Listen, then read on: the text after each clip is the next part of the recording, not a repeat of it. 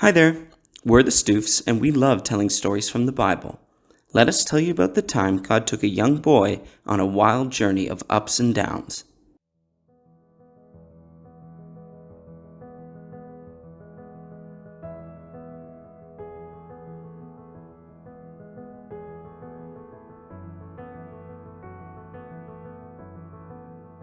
Many years ago, a good man named Jacob lived in the land of the Israelites.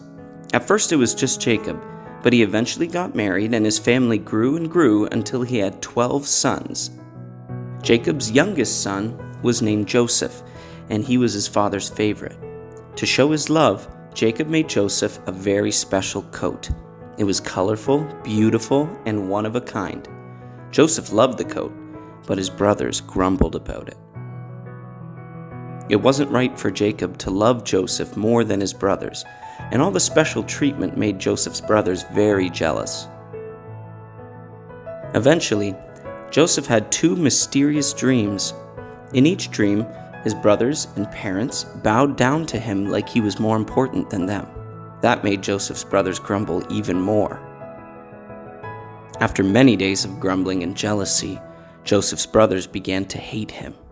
They were tired of feeling less important and wanted to take revenge on their little brother. One day their chance came. Jacob asked Joseph to check on his brothers in the fields. They could see their little brother's colorful coat from far away and decided to make a terrible plan to get back at Joseph.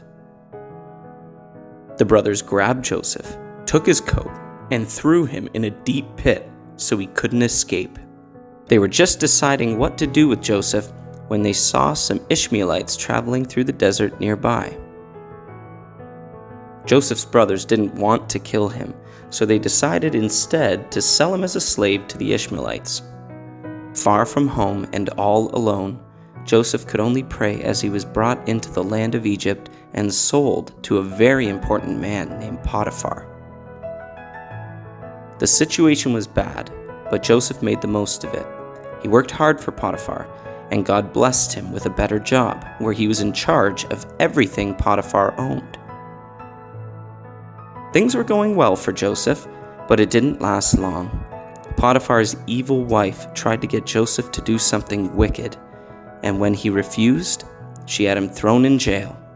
Once again, Joseph found himself in a very tough spot. It would have been easy for Joseph to be sad, but instead he tried his best to trust God and work hard, and once again, God blessed him. The keeper of the prison put Joseph in charge of all the prisoners, where he met two men, the king's butler and the king's baker. One day, the butler and baker had strange dreams. They sat in their cell with frowns on their faces, confused by the dreams and wondering what they meant. But Joseph understood the dreams and told the butler and baker exactly what would happen to them. For the butler, it was good news. For the baker, not so much. The butler was taken out of prison and once again served the king of Egypt, who was called the Pharaoh. One night, when Pharaoh had some strange dreams, the butler remembered Joseph and told Pharaoh all about him. So Pharaoh sent for Joseph, who scrubbed off his dirty prison goo, shaved his ratty prison beard, and changed his filthy prison clothes. After he cleaned himself up, Joseph came to the palace to interpret Pharaoh's dreams. The dreams meant that Egypt would have 7 good years with lots of food, followed by 7 years with no food. Pharaoh was ready to panic. What were they going to do? Fortunately, God gave Joseph wisdom to come up with a plan. They would store up enough food in the good years to last through the bad years. Pharaoh liked the plan so much, he put Joseph in charge of the whole country and all the food. Joseph wasn't a boy anymore. He was a full-grown man. He had been hurt by his brothers, sold into slavery, and thrown in jail. But he trusted God to help him through it all, and God took good care of him.